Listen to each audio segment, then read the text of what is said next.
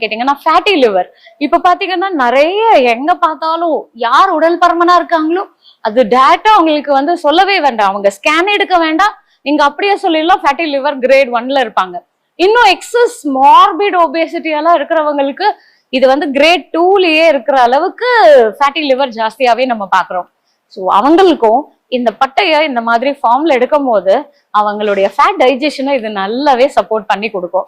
இது மட்டும் பத்தாதுங்க, கண்டிப்பா நம்ம எக்ஸசைஸ் பண்ணணும்.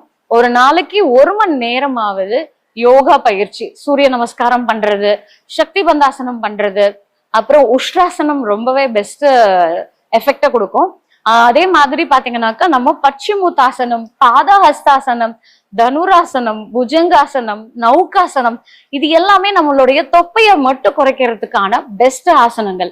இந்த ஆசனங்கள்லாம் நம்ம பண்ணி அது கூட வந்து பஸ்திரிகா பிராணாயாமம் அப்படின்னு சொல்லுவாங்க, bellows breath, fast inhalation, fast exhalation, இது ரெண்டுமே ஆக்டிவாவே இருக்கும். அப்படி பண்ணும்போது நம்மளுடைய உடல்லையும் சரி, அதுவும் குறிப்பா நம்மளுடைய வயிறு பகுதியில அக்னியை வந்து அதிகமாக்கும். ஸோ அது மூலயமா நமக்கு ஃபேட் டைஜஷனை நல்லா இம்ப்ரூவ் பண்ணி நம்மளுடைய கெலோரிஸை வந்து கரெக்ட் பண்றதுக்கு இது வந்து ஹெல்ப் பண்ணும்.